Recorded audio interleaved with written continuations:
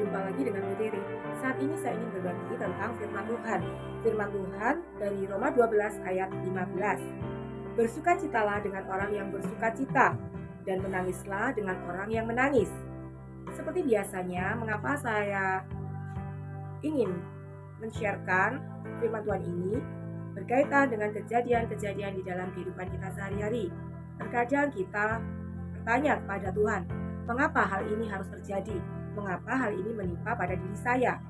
Dari sebuah kisah dari seorang saudara yang harus menjalani kontrol ke rumah sakit berkaitan dengan pasca cancer.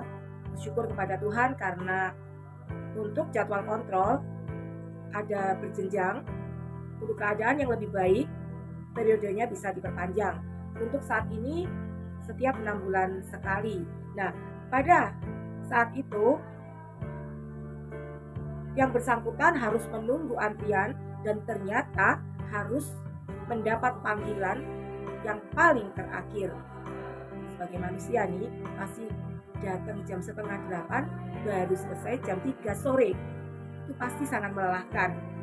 Seperti pada umumnya, kita manusia pasti kita akan merasa, apa sih maksud Tuhan? Tuhan, aku capek, aku lelah. Berilah aku alasan untuk aku dapat merasakan bahagia. Setelah kata-kata itu terucap di dalam hati, kemudian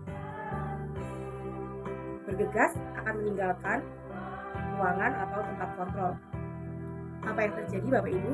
Ternyata di balik kejengkelan atau mungkin kelelahan, Tuhan izinkan sesuatu ada di sekitar, dan di situ tiba saatnya bahwa Tuhan punya maksud ternyata.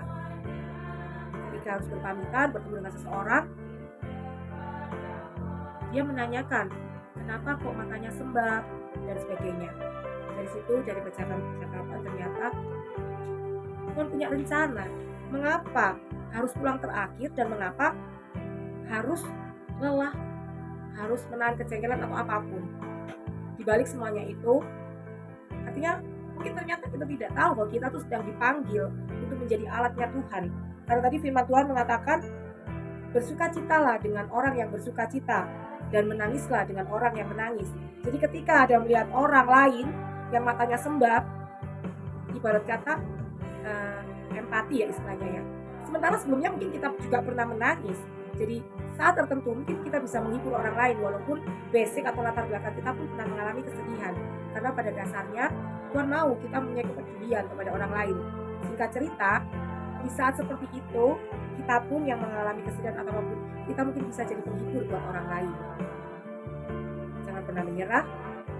Jadilah orang yang peduli, mengasihi seperti Tuhan mengasihi, tidak memandang apakah kita sedang bahagia atau kita tidak sedang bahagia. Tuhan Yesus memberkati.